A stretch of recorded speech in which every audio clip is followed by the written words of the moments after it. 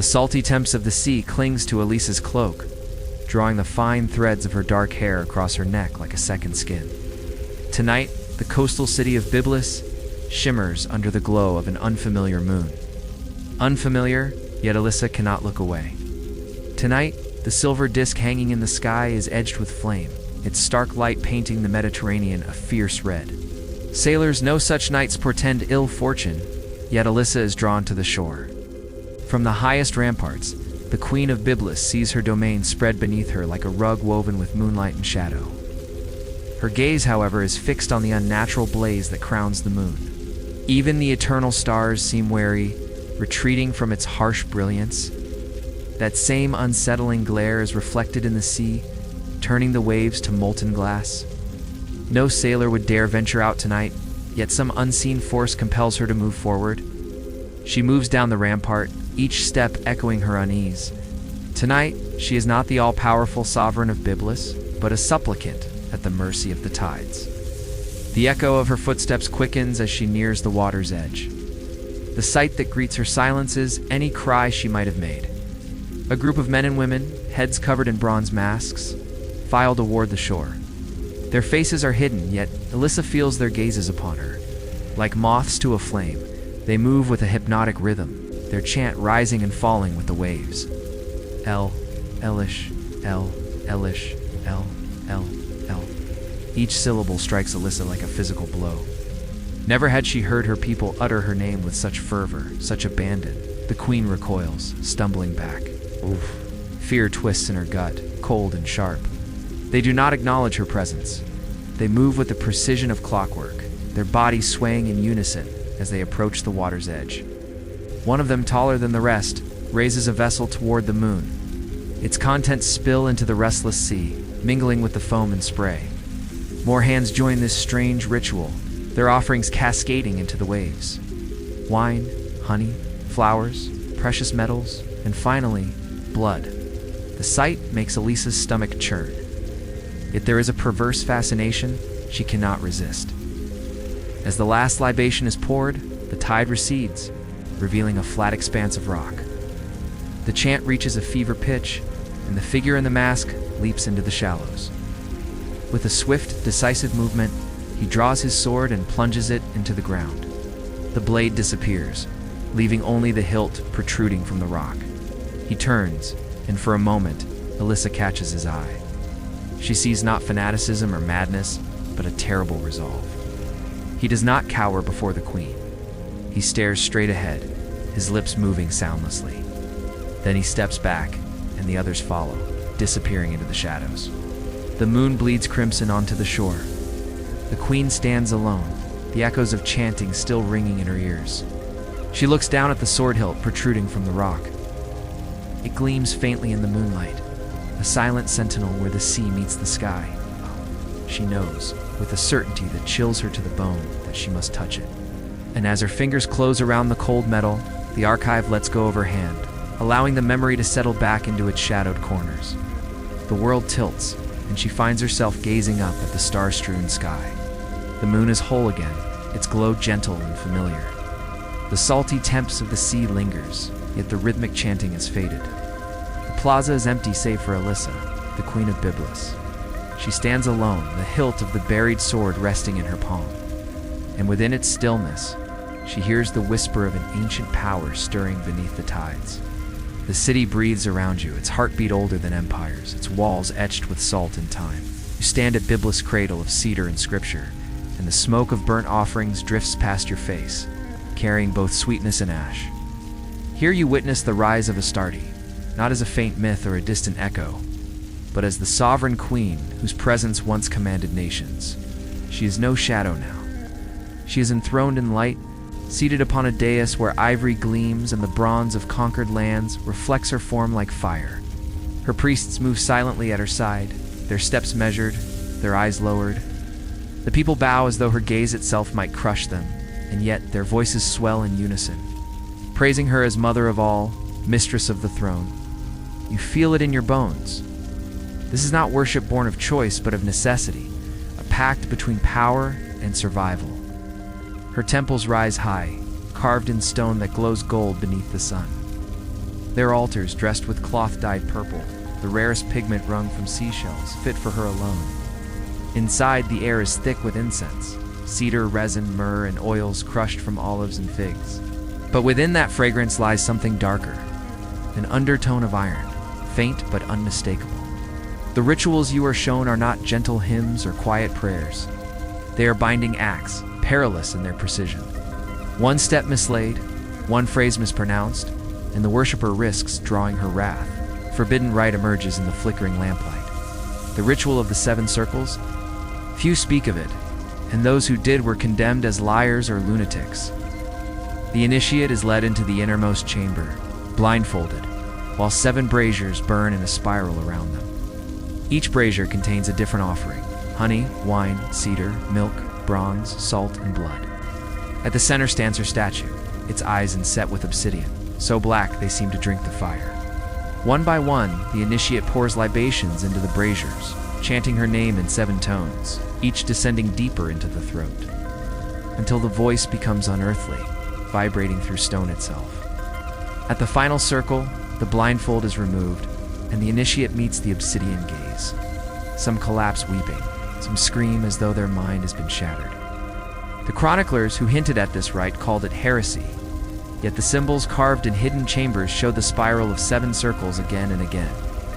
History leaves you an unresolved riddle here, a mystery without anchor. Astarte appears as a radiant warrior, the consort of Baal, her chariot drawn by lions. Yet in fragments from Byblos, she is enthroned as the supreme queen, unbound by consort or rival, reigning alone. Which was truth, and which was propaganda of priests rewriting her nature, no scholar can say. Some argue that the 2 traditions describe different deities later fused. Others insist she was both fluid, mutable, neither defined by one throne nor bound to one pantheon. The silence of the earth yields no answer. You feel the tension, the fracture of belief. The way even scholars today whisper of her as if she resists being placed in any single category. You wander through the temple's courtyards, past basins where water runs red with crushed pomegranates, their juice flowing like veins. The sound of drums reaches your ears, slow, relentless, like a heart that will not stop beating. Every stone seems to hum with it, as though the temple itself is alive, built not only of cedar and stone, but of memory and fear. And you realize her worship is not one of passive devotion, it is covenant. To stand beneath her gaze is to be altered, reshaped. To forget her is to invite drought, famine, or worse.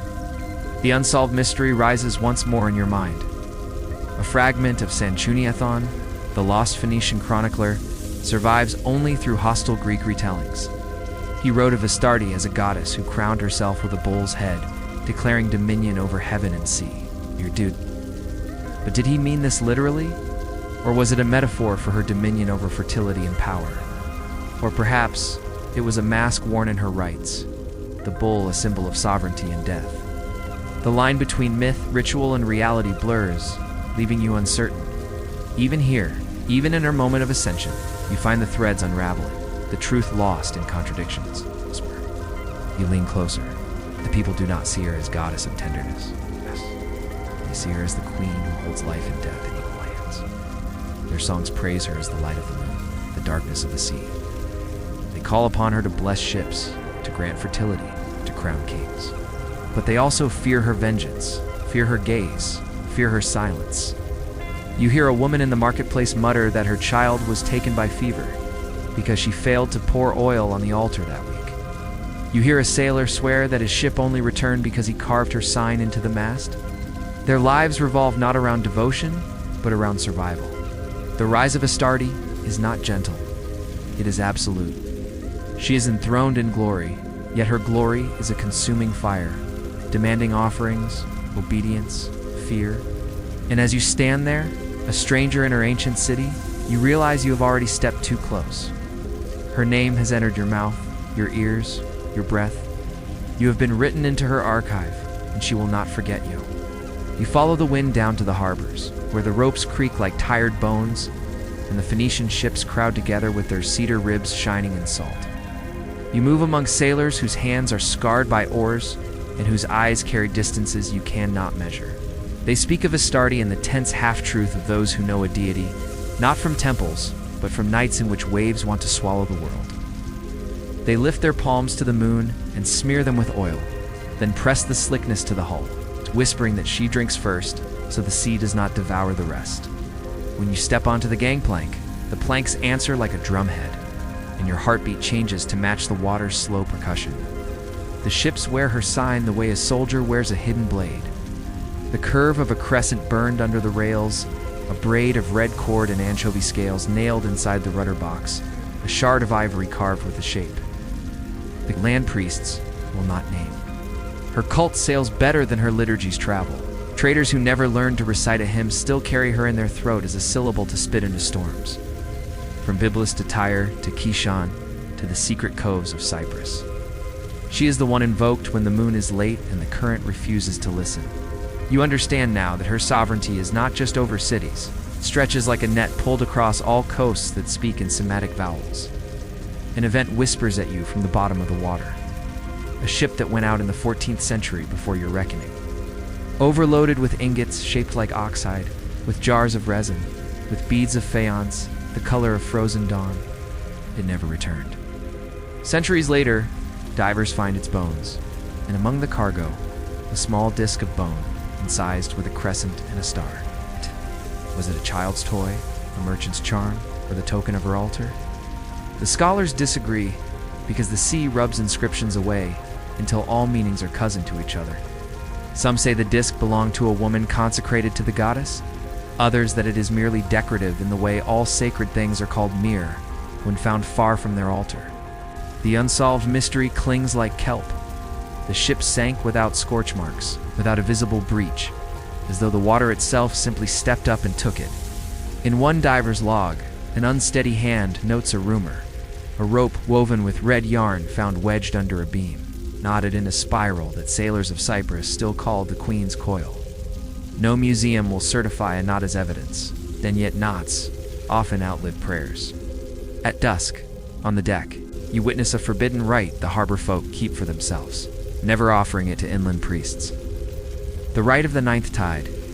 The captain counts the rise and fall of the swell and waits, till the ninth crest kisses the bow. Then everyone aboard breathes out, a single long exhale. And the deckhand of no temple, the chosen deckhand whose beard is stiff with salt, lifts a bowl carved from cedar. Into it he pours honey, wine, seawater, and a pinch of dried blood scraped from the mast after last voyage's accident. He does not speak a full name, he dares not, but he whispers a broken syllable taught by grandfathers who never wrote. The bowl is tipped over the prow. The offering falls like a brief false star into the darkness. Crew kneel facing the stern, never seeing how the sea takes what is hers. Then, in the quiet after, the deckhand reads the lines of foam as if reading ink. If the foam strings back like spider silk, the goddess is appeased.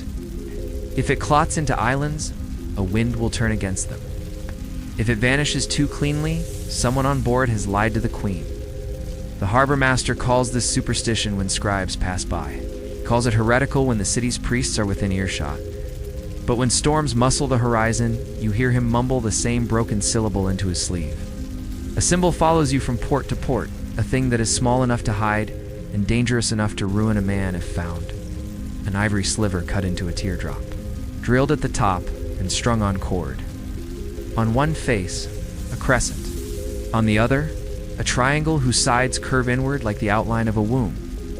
A sailor tells you it is called the Sea Gate, and that women in Tyre sell them in alleys where the censors do not walk. Another swears the symbol comes from the island shrines of Malta and has nothing to do with Astarte at all. A carved sherd found near Machia bears a similar mark, but the excavation record is confused. A trench diary smudged by rain, a label misplaced when the crate crossed two borders. The academic journals muzzled themselves with caution, and yet the charm keeps appearing in dredged anchors and in graves. Along the western coasts where Phoenician speech once visited, you hold one in your palm. Light, cool, a shape that insists it has belonged to many hands. When you turn away, you can feel its outline still pressing on your skin, as if the simple geometry has been branded there. Another unresolved thing waits in the weeds of scholarship. A weather-worn inscription from Sardinia or Spain. precise claim changes with every paper, invoking a deity called Astarte. Some specialists say the reading is wrong. The letter that looks like a shin is only a crack. Others sketch parallels to known epithets, arguing that sailors adapt gods like captains adapt maps. You listen to the debate and hear under it the sound of wind pushing waves like cattle across a pasture. The argument never really ends, because the sea is not a library and gives back artifacts sparingly, covered in riddles. You understand that much of theology is not belief, but tide chart, a prediction of how gods move and where they may drown you. When the great queen of the netherworld came into being, men called her Astarte, which means star. They built her many temples and filled them with images of her as radiant as dawn, as beautiful as the full moon, as bountiful as the earth in spring. But the queen did not care for such depictions. Then the priests came. They wanted to own her image, to make her over in their own likeness, to banish her darkness and claim her for the light. So they erased the hungry grave from her, the serpent, the sting, the claws and fangs. They left only her, the gentle mother with a flower in her hair. That is the story you've heard 1,000 times, the tale of how the monstrous queen became the horned goddess, how she went from wild fertility to dangerous cult. What you haven't seen are the glimpses of her ancient form, the iconography of chaos and creation scattered across the Levant. These tell another story, the story of the queen's true origins. Where merchants weigh silver against grain and where idols sleep beneath their stalls, a single lamp burns, its flame crouched low, revealing the shimmer of carvings so delicate they seem made for eyes sharper than yours. Here you encounter the first outlawed emblem of Astarte in its rawest form. It is not the crescent moon or the lion's mane you expect, but something stranger. Figure split down the middle, one half with breasts heavy like ripe fruit, the other half with ribs carved bare skin stretched over emptiness. The artisans have disguised this duality by hiding the images on combs, amulets, and beads. Symbol is spoken in trembling tones, a liturgy that neither temple priests nor official archives dared acknowledge. The rite of the bone mirror begins with a shard of ivory polished until it reflects a face. They chant her dual names, Life-Bearer and Bone Mother. The reflection is said to shift, showing first the lush queen of fertility and then the barren queen of shadows. For centuries, authorities condemned this ritual as madness, an affront to the goddess they wanted enthroned in light alone. But the carvings persist, scattered in graves from Ugarit to Cyprus, and always showing that strange division, womb and grave, blossom and sword. It is an ivory panel, less than a handspan across, showing a female figure flanked by sphinxes, her body symmetrical except for her hands. One palm up, one palm down. Scholars quarrel over its meaning. Is she dispensing blessing and curse at once? Is she the balance of life and death? Or is the panel not Astarte at all, but an imported Egyptian motif mislabeled by overzealous excavators? No consensus arises, and the debate circles endlessly like vultures above a battlefield. The crack that runs through the panel feels deliberate, as though someone once tried to obliterate her image but failed, leaving behind just enough for mystery. The bone whispering like marrow. You touch one fragment, a triangular shard etched with a circle in its center, and a shiver runs up your arm. The carver tells you this is the womb sigil, outlawed by both priests and kings. He leans close, his breath sour with wine, and says the mark was feared. Such heresy stripped power from men and enthroned the queen alone. Thus, the sigil was hunted, burned, outlawed. Yet here it is, resting in your palm. The city outside thrums with life, but here you are caught in stillness. You imagine the rituals once performed with these objects. Women tracing the womb sigil on their bellies. Men carving the bone figure into their chests with knives, initiates standing in mirrors painted black and white. It is a worship that makes you uneasy, not because it is grotesque. It cannot be divided into light and dark, without betraying the truth. The whisper of history continues. The alleys unravel into a wide square, where the stones are worn smooth by centuries of footsteps.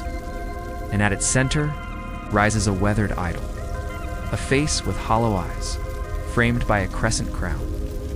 The locals do not call her Astarte here. It's cool. They whisper another name, Tanet. the syllables taste of secrecy, of inheritance twisted through exile. You lean close, and the stone feels warm, as though touched too often by hands that both revere and conceal. Here, Tanit has no temple, no hymns sung in her praise. Her worship is in the half-light, in the stories passed from grandmother to granddaughter, in the rituals veiled behind commonplace meals.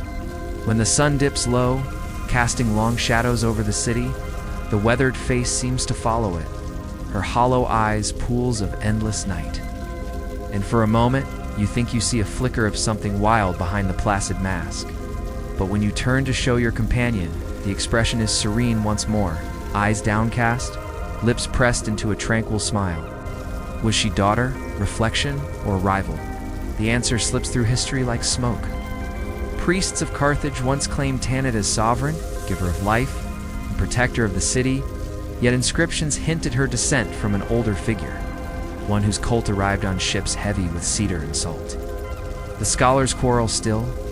Was Tanit a mask for Astarte, created to veil the dangerous queen in a new guise? Or did she devour her mother's throne, becoming sovereign in her own right? You remember the priestess' words in the temple at Tophet? How her voice dropped to a conspiratorial whisper as she spoke of the mask. The air grew thick, charged with an energy that set your teeth on edge. The ceremony was never meant for outsiders, not for prying priests, not for eager scholars, but for those who walked the liminal spaces between worlds, who danced with shadows and bargained with things that stirred in the deep. The heat from the brazier before her flickered in her hollow eyes, making them gleam like polished obsidian. "It is the ultimate concealment," she murmured, "to be both seen and unseen. To speak and yet hold knowledge close." The forbidden ritual tied to this mask is whispered among Carthaginian ruins. The ceremony of the two faces. Initiates wore twin masks, one radiant, one hollow-eyed, and stood before a flame split by mirrors, so that the fire doubled, reflected endlessly. The name invoked was not Astarte, not Tanit, but a hybrid, Astaroth, a fusion unrecorded in any sanctioned hymn. Those who dared perform it claimed visions of a goddess who shifted form, whose face melted from mother to maiden to hollow-eyed queen in a single glance. The ritual was condemned as heretical, for it blurred the boundary between two divinities, making them indistinguishable. And priests feared it would unravel their carefully tended theology. Yet fragments of masks have been unearthed, one painted in gold, one scorched black, buried side by side in a pit outside Carthage. The artifacts discovered in the necropolis hint at a more complex reality, a layered prehistory that the official narrative erases. On one steely Tanit is invoked alone, her sign a raised hand flanked by crescent and star. On another, discovered only a few miles away, the inscription names Astarte Tanit, mistress of the throne. Are these two goddesses bound together in confusion? Was the priestly class deliberately reshaping Astarte into something more palatable, more civic, less dangerous? One academic insists that Tanit was invented to distance Carthage from Tyre, to create a local goddess untainted by foreign rivals. Another argues that Tanit was always Astarte, but that her transformation into demon in other lands forced her devotees to rename her, to disguise her as daughter rather than queen. No answer satisfies. The boundary between the two remains blurred, as if the goddess herself resists categorization. You walk the square again, and the hollow-eyed idol seems to shift in the corner of your vision. At one angle, she smiles faintly, crescent crown glittering with promise. At another, she is empty, her eyes like caverns, her lips pressed into silence. Children toss pebbles at her base, and old women mutter prayers when no priests listen. Both know, in their bones, that she is both blessing and threat. In the margins of an ancient manuscript, you glimpse a note scrawled by a scribe. Tanit is Astarte's shadow. It's born when the queen looked too long into her mirror. The ink is smeared, the words nearly erased, yet the thought lingers. That Tanit is not separate, not daughter, but reflection. A twin that stepped out of the glass. A darker echo who walked into Carthage while Astarte faded into myth. The stone beneath your feet hums with memory. You realize that this is the first fracture, the first time her throne divided, her name reshaped, her power siphoned into another. From here, the descent will only deepen, for if even goddesses can split, can wear masks upon masks, what hope do mortals have of knowing them truly?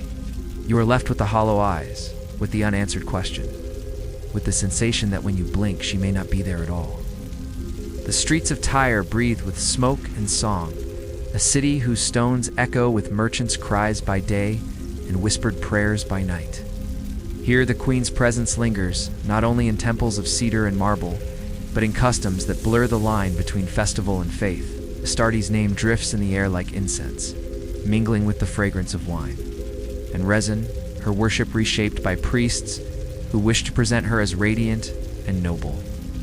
Yet beneath the surface, hidden in alleys and courtyards, older ways survived, rites carried out in secrecy. Acts the city's guardians condemned as unfit for daylight. One such forbidden rite was called the Dance of Veils. At the turning of the season, devotees gathered in hidden chambers, each carrying a veil dyed crimson or indigo. They would circle a single flame, moving slowly, whispering her name in tones that rose and fell like the sea. At the height of the dance, the veils were cast into the fire, each cloth burning with a hiss that sent colored smoke curling into the air. Those present believed the smoke carried their petitions directly to the queen, binding them to her in silence. Outsiders, hearing only rumors of these veiled dances, called them scandalous or heretical, though no official record described them in detail. The unresolved mystery comes to you in the form of inscriptions scratched onto fragments of pottery found in Tyre. Some bear the mark of two crescents joined tip to tip, forming a circle. Was this merely decoration or a secret symbol of the Dance of Veils? Scholars cannot agree. A few suggest it marked vessels used in temple festivals. Others argue it signified a hidden sect who clung to older aspects of Astarte's power. The pottery shards refused to speak, their meaning hovering in silence. Historical echoes complicate the picture further. Herodotus, writing centuries later, described unusual practices in Phoenician lands. Though his tone was colored by suspicion and distance, were his words exaggeration, misunderstanding, or truth? No certainty remains. The scholars debate endlessly, their arguments circling like doves above the ruins. But the heart of the matter is lost in time.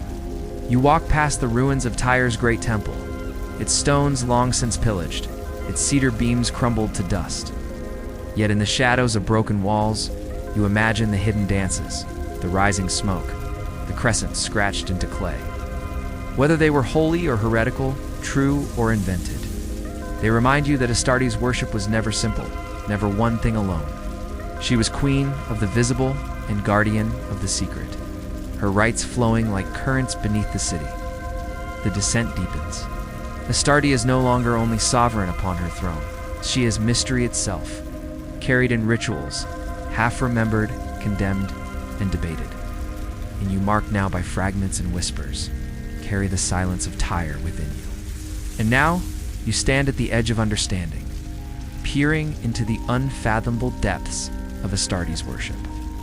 What you have just experienced is only a small part of what the Ascended have learned about the great Queen. If you wish to learn more, you must delve deeper into her mysteries. But be warned, seeker, the path ahead is fraught with peril. Many have lost themselves in the labyrinthine depths of Astarte's secrets. Are you sure you are ready to follow? If you are not of Tyre, heed my words carefully. This is a crossroads.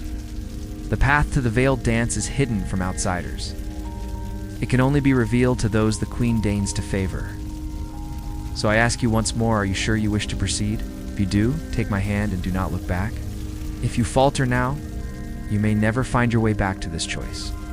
Are you still with me? Good, then let us begin.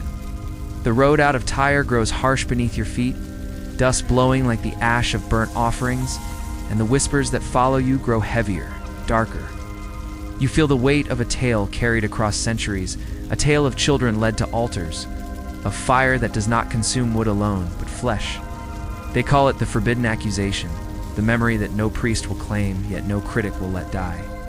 The shadow of Astarte lies heavy on this rumor, that she demanded the lives of children, the firstborn, as gifts to the queen who sits upon the moon. The forbidden ritual is called, in hushed tones, the offering of the gates.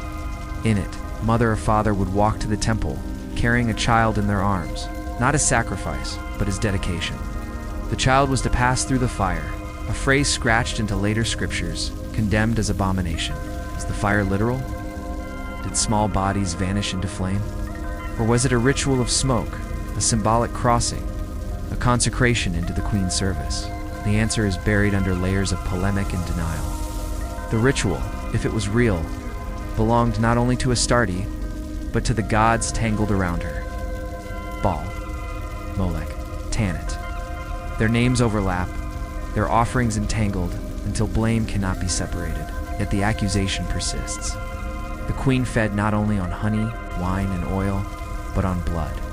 You hold in your hands a steely unearthed from Carthage, carved with a crescent and a star above a stylized child's figure.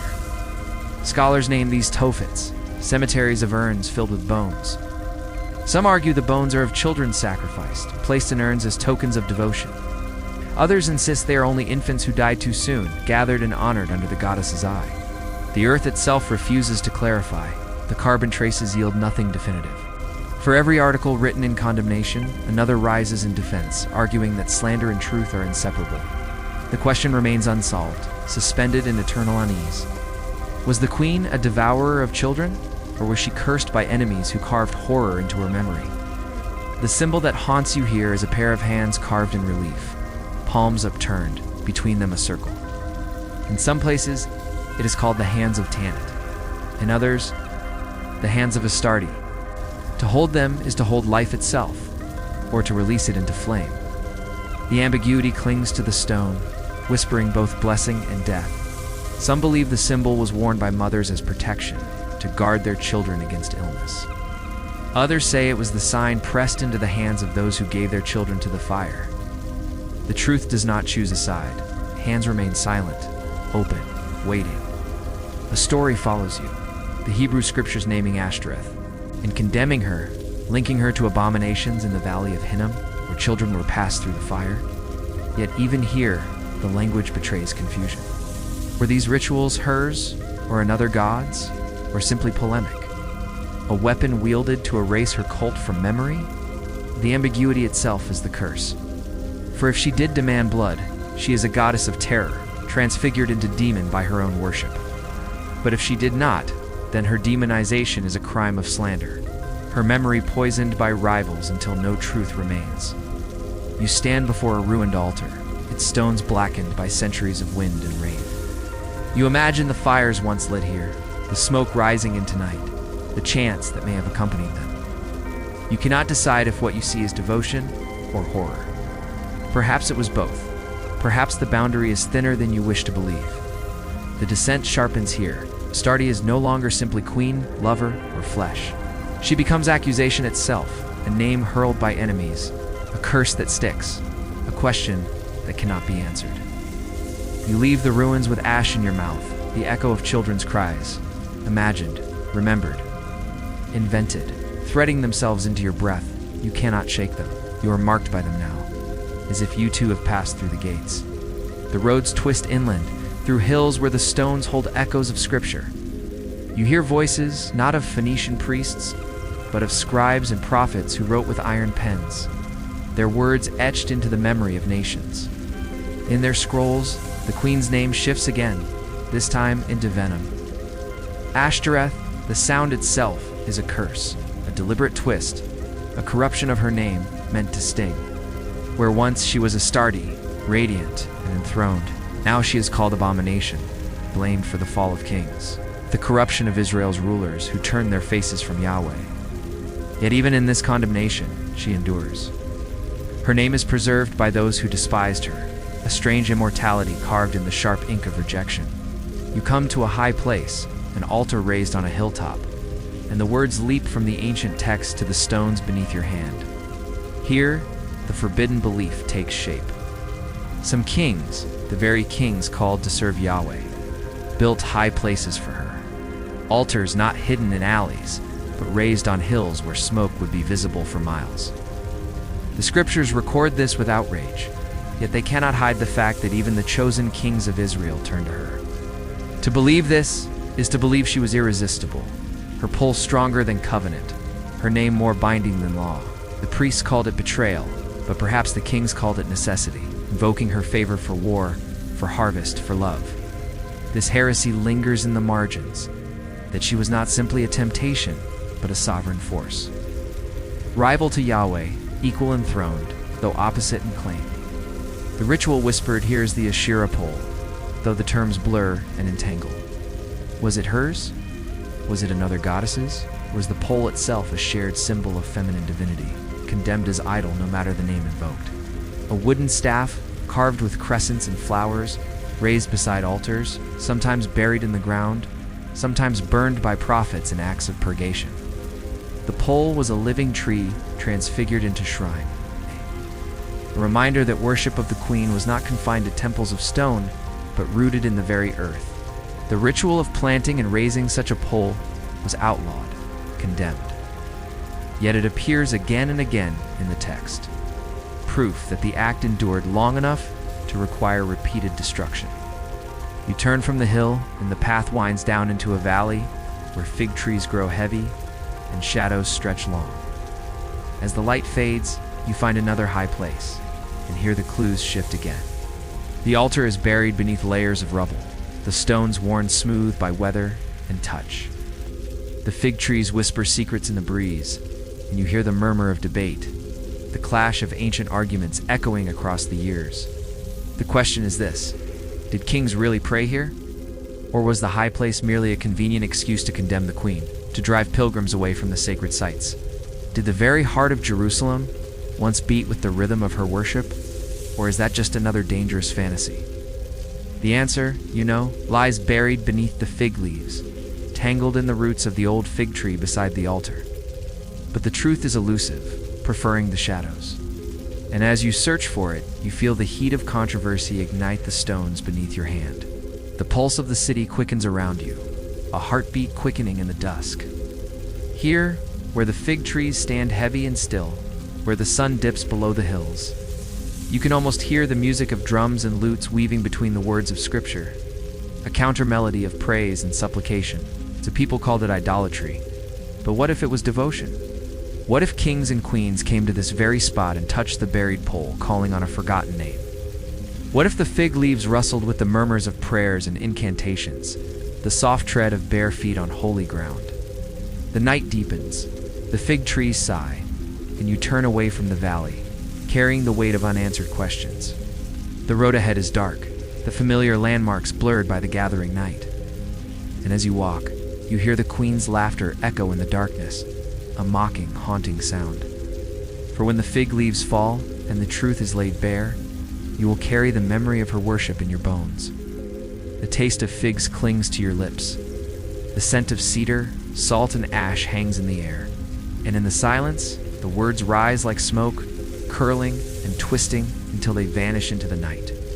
The hills fold away into valleys where Greek columns rise, pale against the sky, their capitals carved with leaves that seem frozen mid-breath. You wander through the ruins of temples not meant for her, yet her shadow stretches into their myths, reshaping itself under foreign tongues.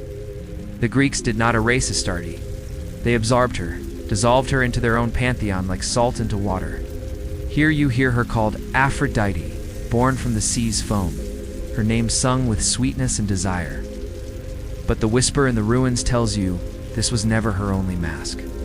Some called her Persephone, queen of the underworld, carried down into the dark each year, others muttered.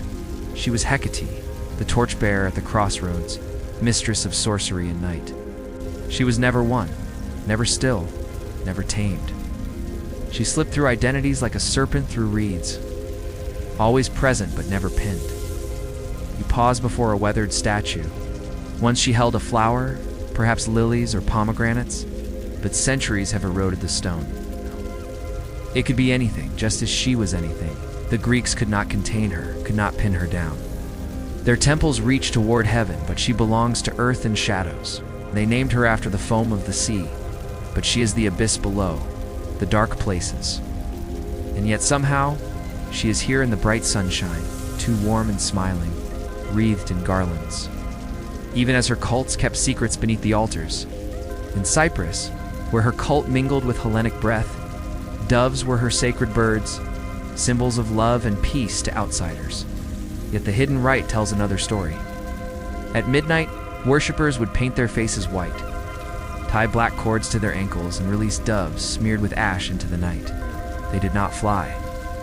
They fell, wings bound, their bodies offered to the queen who wears masks with many names.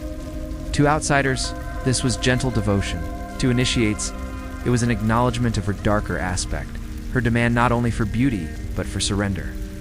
The priests of Greece never admitted this, but fragments of burned dove bones in shrines suggest the truth, even if no text dares confirm it. Then the whispers turn to rumors, and the rumors become a tale. The Greeks knew more than they'd admit, some say. When the great temple of Aphrodite stood here, a place of pilgrimage across the Aegean, pilgrims came not only for healing and love, but to glimpse the queen's darker self. There was a rite of passage, a test to prove her favor. The goddess demanded proof of surrender, a sacrifice of what was most precious. For a young man, that might be his manhood, castrated in her sacred groves. For a woman, her virginity, taken in her sacred bed. Some say the girls chosen for this purpose were volunteers, others kidnapped. In fact, it doesn't matter because she takes what she wants, whether given or not. The young men and women mutilated in these ways were said to be the only ones who truly understood her, bearing her mark, sharing her pain. These were the truest of her priests, initiated into her mysteries, though the rest of the world sees only the doves and the roses. But there is one more story, buried deeper, harder to find. It surfaces in the Greek memory of her as a forbidden ritual. The rite of the black doves, never spoken of openly, only hinted at in shadows and rumors. It is the story of her cult, her true cult, where the veil is thinnest between the worlds. Seek it now, drawn to it like moths to flame. You must find it, touch it, prove it real. The heat rises, carrying the scent of incense and sweat. Then you see it hidden behind a weathered column, fragment of stone, a fallen step with strange markings. You kneel and brush away dirt and dead leaves until you can make out the shape of a dove. Wings outstretched, talons clutching a pomegranate. Beneath it, 3 spidery scratches. You don't know the language, but the meaning shines through. Astarte, Astarte, Astarte, her true name, the forbidden truth. And then the ground trembles. The air grows cold. You look up, but the sky is empty. Only wind stirs the dry leaves. No doves fall. But the whisper in the ruins tells you this is the closest you will ever come. The rite is ended. She does not show herself. Not here, not now. The veil is drawn tight once more, but you feel her watching, tasting your fear and desire. And you know with a sudden terrible certainty that she has been waiting all along. You walk through the ruins, and the statues seem to change as you pass them. One moment you see the soft smile of Aphrodite carved with marble tenderness. The next, the face seems harsher, sterner, the lips pressed into silence, the eyes hollow as caverns. She is both and neither. She flickers between maiden, queen, and crone. She resists being captured by any single mask, as if she enjoys slipping through the nets of theology and myth. The Greeks believed they had tamed her, given her new stories, wrapped her in their poetry. But in their very attempts, they revealed their fear, that she was too large to vanish, too powerful to erase. Better to rename her, to reshape her, to let her survive in disguise, than to fight her directly. You descend into Carthage, a city born of Tyre's exiles, where the sea crashes against black rocks, and the air smells of smoke and salt. The streets are wide, lined with columns, yet every stone seems to murmur of her presence. They do not speak her openly. They call instead upon Tanit, the Veiled One, patron of the city. But in the hush of midnight prayers and the flicker of lamps shielded from view, you hear her older name. Astarte lingers here, not in the public squares, but in the spaces between. The forbidden ritual of Carthage is called the Veil of Silence. You hear it described in fragments. A gathering at night. Women with veils of indigo and men with cords of black around their wrists. No words are spoken, no chants are raised. Each devotee places a sealed vessel upon the altar, an urn of oil, of resin, of bone. The vessels are not opened, they are burned whole, the fire-consuming mystery itself. The smoke drifts toward the harbor, a wordless invocation to the queen whose name cannot be spoken in daylight. The priests of Tanit denounce this rite as corruption, yet the ashes of vessels have been found in pits beneath her temples, hidden beneath official offerings. Silence itself became a prayer, a defiance of erasure. The unsolved mystery emerges in the inscriptions left behind. Some dedicate offerings to Tanit alone, her hands sign raised between crescent and star. Others whisper both names. Tanit Astarte, as if the city could not decide whether it had birthed a new goddess or merely renamed the old. Scholars still quarrel. Was Astarte present in Carthage under a hidden face? Or had Tanit fully replaced her? In one fragment, the two names are paired, side by side, carved with equal weight. In another, Astarte's missing entirely. The absence itself is suspicious, as though it were deliberate, an act of cleansing her memory. Yet, the silence only sharpens the question. Was she truly gone, or was her name too dangerous to record? You hear a heretical belief whispered in the marketplace. A merchant, eyes darting nervously, mutters that, when Tanit is invoked, it is Astarte who answers that the veil is thin, the disguise imperfect. He claims that some who prayed to Tanit received visions of the queen with crescent crown, not the hollow-eyed face carved on Carthaginian stele. The priests punish such words, calling them blasphemy, but the belief persists, passed in whispers. Unbroken by generations, the city hums with duality. By day, Carthage belongs to Tanit, her hand raised in blessing, her image carved into countless stones. But by night, in dreams and in silence, Astarte lingers. You walk the avenues at dusk and see both at once. The official temples, guarded by priests, and the faint marks scratched into doorframes. Crescents, stars, spirals. Too crude to be official, too persistent to be dismissed. The sea speaks louder here. Carthaginian sailors tell you that when storms rise, call not upon Tanit, but upon the queen of Byblos, the name they will not write. They say she listens better to those who keep her secret. They say her wrath is swifter if you pretend she is not there. Even in exile, even in disguise, she claims her due. You feel it yourself as you stand on the shore. The waves rise and fall, and you hear her voice in the water, not as Tanit, but as Astarte. The queen who was, who is, who will not be forgotten. The city may veil her, the priests may deny her, but she lingers. She survives in silence, in rumor, in the absence that will not fade. This is her presence in Carthage, half hidden, half forbidden, yet unbroken. Ya, the queen who became demon, lingers here, disguised yet undefeated, her throne rebuilt in shadows. The ruins shift into tablets and fragments, words etched in clay and stone that the wind still reads aloud when the night is still. Here you encounter the story of the moon crown, the radiant diadem Astarte once wore, said to shine with the borrowed light of heaven itself. An inscription, broken and weathered, recalls a ritual under an eclipsed moon. When the queen's crown fractured, her glory dimmed, her favor withdrawn, yet the details are lost, and you are left wandering among half-told tales. Fragments that hint at catastrophe, but never explain it. You search for answers in the crumbling foundations of a great city, where moon-shaped bricks are set into towers and the walls are adorned with crescent moons. The streets are choked with weeds, the palace is overgrown. Everywhere, the sign of the moon crown, chipped, defaced, obliterated. You find one unbroken example in a pit beneath a temple, tucked beside a bronze mirror so tarnished it cannot reflect the daylight. Carefully, you brush away the grime, revealing a design both intricate and terrible. The queen stands enthroned, wreathed in stars, yet her face is obscured by a gaping maw filled with rows of razor-sharp teeth. Below, 6 pairs of eyes stare blindly upward, sightless sockets that mock the heavens. When you touch the cold bronze, a memory stirs, half-remembered, almost grasped, of a ceremony in the pale moonlight, of a ritual meant to restore the crown's radiance, of a queen offering her reflection as tribute to a devouring goddess. But the moment slips away like sand. You are left clutching only a fragment of meaning. What you seek is a tale of ruin, but all you find are shards of a forgotten tongue. Pottery stamped with a crescent moon, figurines with hollow sockets where gazes should be. Everywhere the signs of a vanished faith, the remnants of a broken crown. Ow! Among these ruins, you come across a sealed clay cylinder. Within a single leaf of papyrus, its ink faded, but its words still clear. The leaf speaks of a festival held under the eclipsed moon, a celebration of harvest and homecomings, when maidens wreathed in white flax performed dances of the turning year.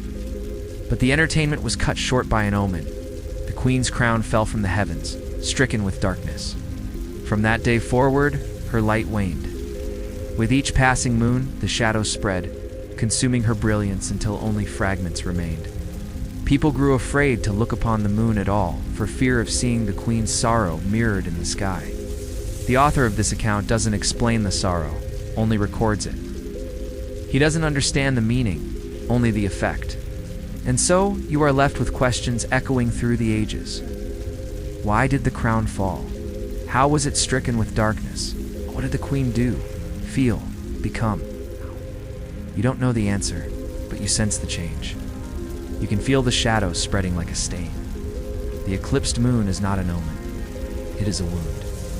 As you wander further into the wilderness, you hear voices, hushed whispers carried on the breeze, incoherent murmurs that seem to rise from the ground itself. As you draw closer, the voices grow clearer.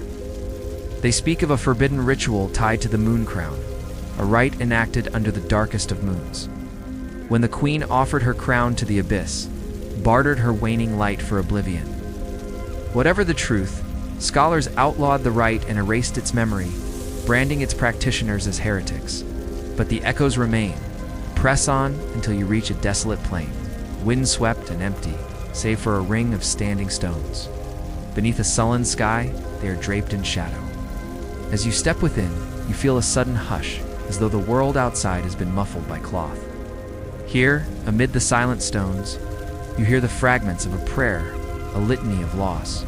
O eclipsed moon, Our Lady of Sorrows, we come before you veiled, our faces painted with the night, our tongues tied with ash. We're your children, born of shadow, bound to your silence. Hear our hymn, O starry queen, for your crown is fractured, your glory grown dim, your favor is fled and your face is turned away. When will you return to us, O mother? When will your light break through the darkness? When will the full moon bloom again? As the prayer ends, you raise your head, expecting to see a circle of pale faces, but there is no one here. Only the wind stirs through the stones. You are alone, yet you feel unseen, as if watched by countless eyes, blind and dark. You hurry from the plain, clutching at memories and meanings just beyond your grasp, seeking understanding, seeking answers.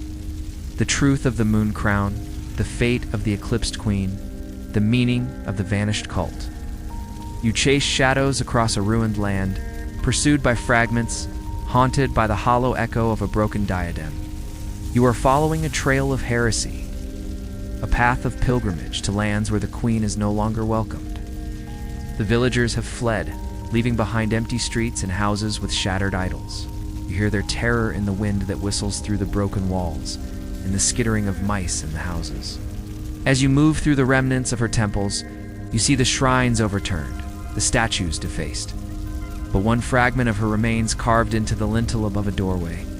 It is the crescent moon, inverted, its horns dripping like blood. The queen is here.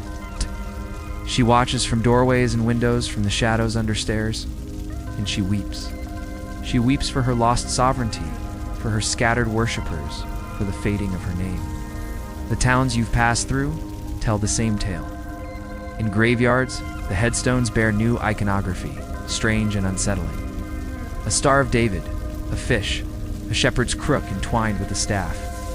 These signs were not made for her. They are meant to keep her out, to bar her entry with the same fervor that her priests once employed to welcome her in.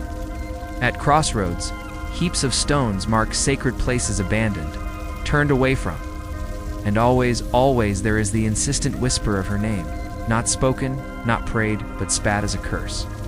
You feel the hatred directed at her, the anger, the fear, and you understand why. For the queen demands much of those who love her. She expects devotion absolute, unswerving. She asks for life to be lived in the flush of passion, in the full blaze of magic, in the light of ecstasy.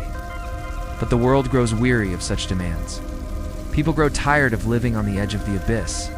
They seek peace, not passion. They want safety, not sovereignty. The trail leads you up a mountain pass, the wind growing colder as you climb higher. Here, in the dry winds of Canaan, the queen is no longer called goddess. She is named demon. The shift is violent, sudden, as though history itself cracked open and turned her throne into ashes.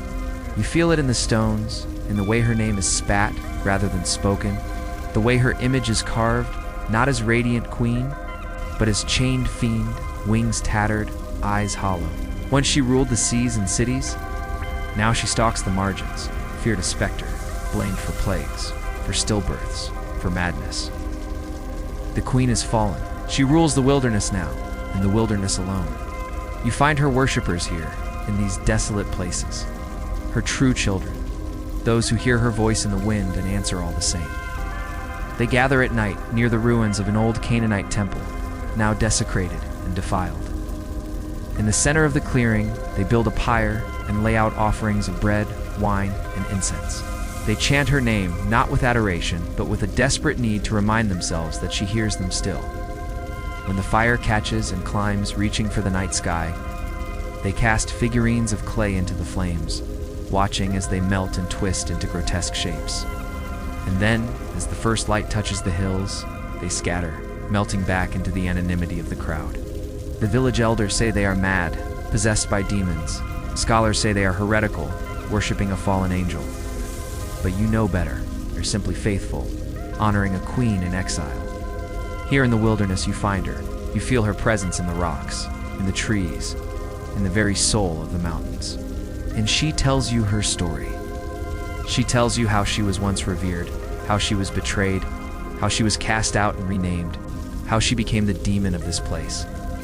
She shows you the scars left by her people, the twisted totems, the desecrated groves, the murdered altars. She weeps for her lost sovereignty, for her scattered worshippers, for the fading of her name. And then, when the sun dips below the hills and the shadows lengthen, she disappears. The dust-stained roads lead you away from villages and into caverns, where torchlight dances on stone like restless spirits. Here, far from temples, far from scripture, you find the whisper of secret sects. They call themselves the Night Side, a name no authority acknowledges. A name carved only into walls where no daylight reaches. These sects do not worship openly, nor do they bow before idols in marketplaces. They gather in silence, in darkness, invoking the queen who is goddess, who is demon, who is both. They insist she is not gone. They insist she walks still. The forbidden ritual here is the Vigil of the Broken Crescent. Initiates gather in circles carved into the cave floor, each carrying a shard of pottery etched with a crescent cut in half. They place the shards together in the center, forming a broken moon, and pour wine over it until the cracks bleed red. Then they whisper her names, all of them, one after the other. Astarte, Aphrodite, Hecate, Astaroth. The names spiral into the cave's throat until the air itself seems to vibrate. At the end, each initiate drinks from the pooled wine, tasting both sweetness and bitterness, believing they have consumed her memory into their bodies. To authorities, this is blasphemy. To the faithful, it is survival. The unsolved mystery arises in rumors of continuity. Some scholars argue that medieval witch cults preserved fragments of Astarte's worship hidden beneath Christian demonology. They point to confessions under torture where accused women spoke of gatherings at night, of feasts with a crowned lady, of rituals performed at crossroads. Others reject this as invention, the fantasies of inquisitors projected onto frightened voices. The truth remains obscured. Was there truly an unbroken chain from Phoenician queen to European witch? Or are these echoes coincidence, humanity's recurring need for a dark feminine figure to bear its fears? The debate never ends. The caves, however, echo with certainty. The faithful of the Night Side believe their rites are unbroken, their goddess still listening. A heretical symbol scratches itself into your sight, a spiral descending inward with a crescent at its heart. They call it the Night Spiral, the path by which the queen fell into demonhood, and the path by which the faithful descend into her presence. It is drawn on cave walls, carved into bones, even tattooed upon skin. To outsiders, it is meaningless graffiti. To the sect, it is a map, a promise, a claim that the queen is not lost, but merely waiting at the spiral's center. You are far from home now, the road behind you grown dim and distant. Ahead, only the tunnel remains, winding into the heart of the mountain, leading to a place where no light intrudes. As you step into the passage, you hear the sound of voices rising. A chant in a forgotten tongue, the scrape of ritual tools, the clink of pottery. As you walk, the smell of incense and wood smoke strengthens, mingling with the coppery temps of blood sacrifice. You see torches now, flickering at the end of the tunnel, growing in number, their glow painting grotesque shapes on the rough-hewn walls. The chanting swells, rising and falling in waves that seem to press against you. You quicken your pace, drawn by the sound and the promise of light. Passing through a final arch and emerging into a vast chamber.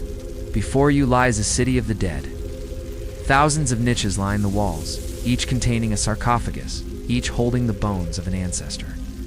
From the highest shelves to the lowest, the faithful tend the tombs, dusting them with care, whispering stories to the silent skulls. But the ritual site is not here, nor yet in the vast echoing chamber beyond that, where the initiates gather in a circle of firelight, holding a piece of pottery with a crescent moon design.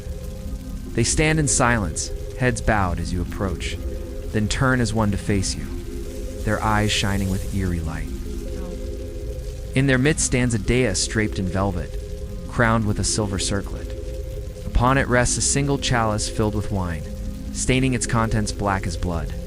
The leader steps forward, extending a hand in greeting. Eyes. Behind him, the others rise as one, their voices thundering through the caverns as they chant. She is gone, she is gone, she is risen again. The cavern silence trails you into the world of scholars, into museums where glass cases gleam with fragments stripped from their soil. It is here you confront the last great discovery, the ivory idol, unearthed in a forgotten dig, its presence sparking a debate that refuses to rest. The idol is small, no taller than your hand, but the weight it carries is immeasurable. Its form is unmistakably feminine. Hips wide, breasts carved with delicacy, a crescent crown atop its head, yet the face is split in two. One side serene lips, curved in blessing, the other side hollow, eyes gouged deep, mouth twisted into a silent scream. No known pantheon admits such a dual image, belongs to no category, no tidy myth. It is both goddess and demon, enthroned and exiled, blessing and curse. The forbidden ritual tied to this idol is whispered by archivists, who dare not publish their notes. They call it the rite of the divided idol. Those who found it claim they saw symbols etched on its base, spirals and crescents that could be aligned in two ways, one forming a circle of fertility, the other forming a downward arrow, a descent into shadow. The archivists speculate that the idol was turned during ritual, one side invoked in spring for planting, the other side in winter for mourning and death. To outsiders, this seems impossible, contradictory. But the faithful would have understood. The goddess was both giver and taker. Her dual faced the truth no priest dared admit aloud. The idol itself was banned from display, locked in storage, yet rumors claim it glows faintly under certain light, as if refusing silence. The unresolved mystery is not only archaeological, but theological. Scholars cannot agree if the idol is genuine. Some claim it is Phoenician, a relic of Byblos, proving that Astarte was always dual, that her later demonization was not invention but revelation. Others argue it is forgery, created by a later sect to give weight to heresy. Still others whisper that it is neither, that the idol itself resists classification, existing outside chronology, outside pantheon, outside history. The debate spills into journals, each article contradicting the last, each argument fraying into silence. The idol sits in darkness, its face divided, its truth unclaimed. You lean close to the glass case where its photograph is displayed, and you feel the weight of her gaze, both sides pressing into you. She is blessing and curse, comfort and terror, light and shadow. She is herself. You realize now that every mask, every accusation, every disguise was only partial. This idol shows the truth. She was always both. The world could not accept it, so they split her into goddess and demon, worship and slander. But she herself was never divided. The idol whispers this truth in silence. A heretical belief rises from those who have seen it, that the queen is not lost, not exiled, but waiting to be remembered whole.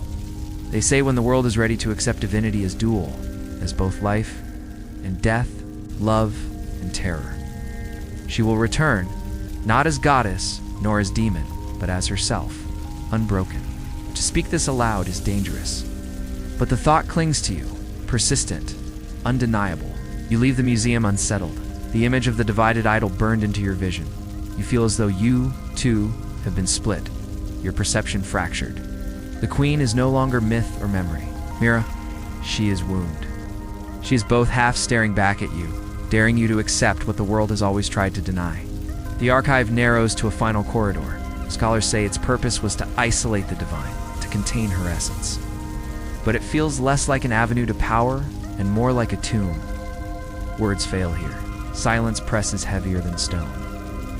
Statues crowd the entry, frozen supplicants from long-vanished cults. They have no faces. Their hands are empty.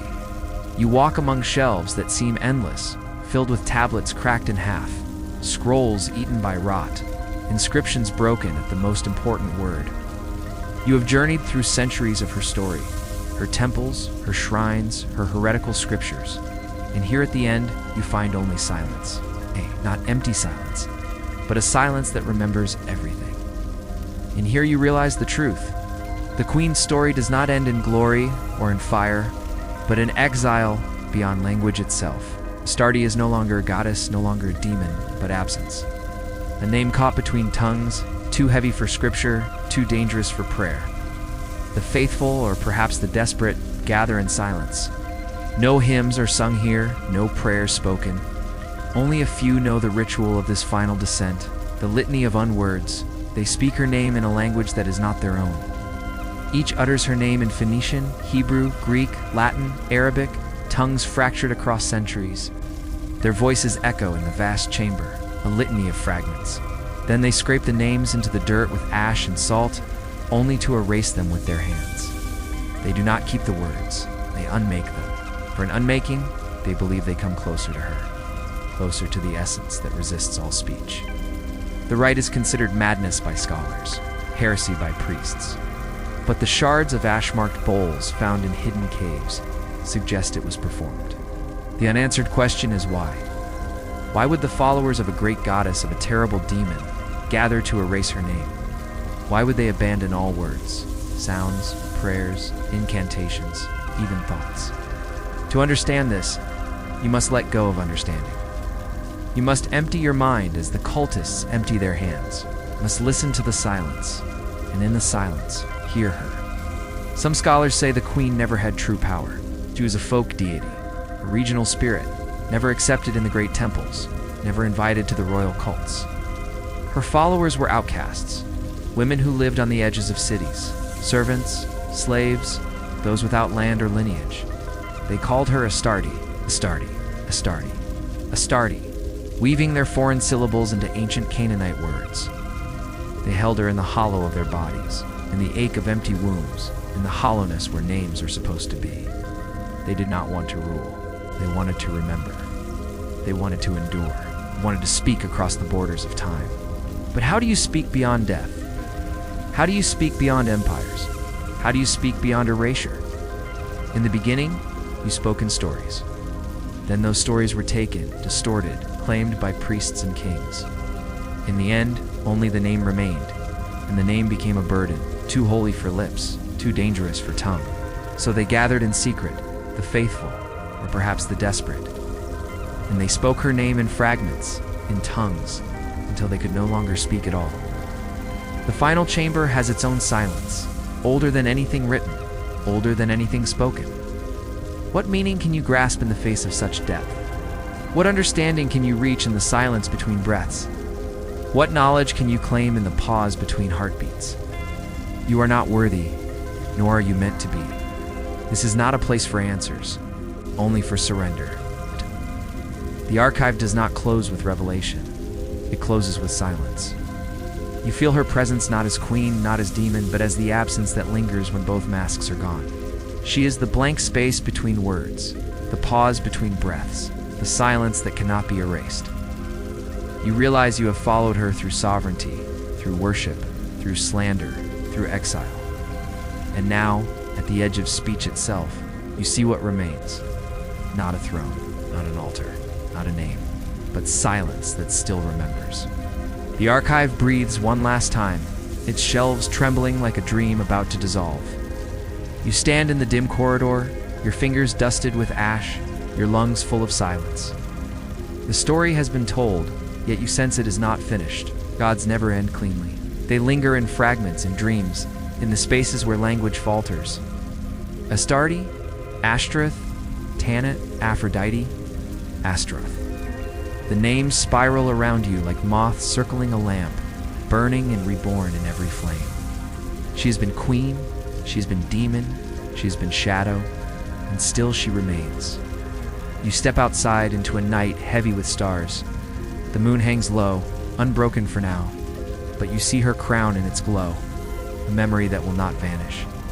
The wind carries scents of cedar, salt, and smoke, and you hear faint whispers in the rustling trees, voices of those who once prayed, once cursed, once called her name in secret. They are gone, but the memory is not. The silence carries them still. Perhaps this is her exile, not absence, but persistence without throne, without altar.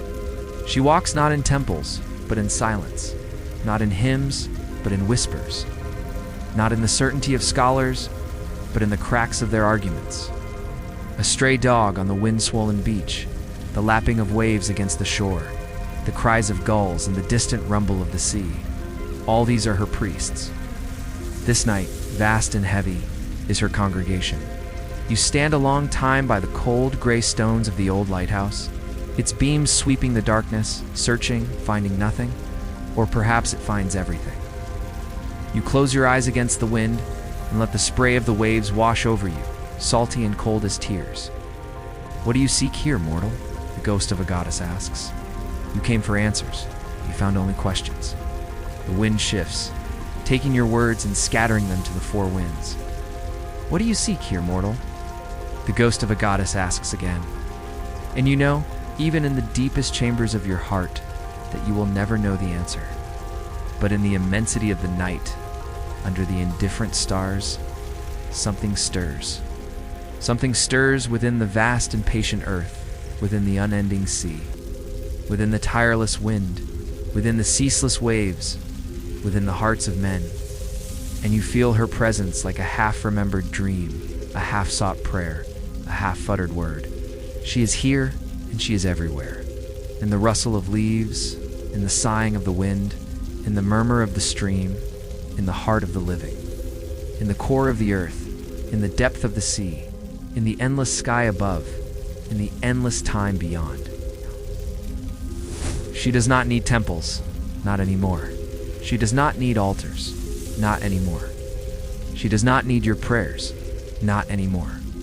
For she is in the spaces between, in the silences of the world, in the echoes of memory, in the half-light of dawn, in the depths of dreams.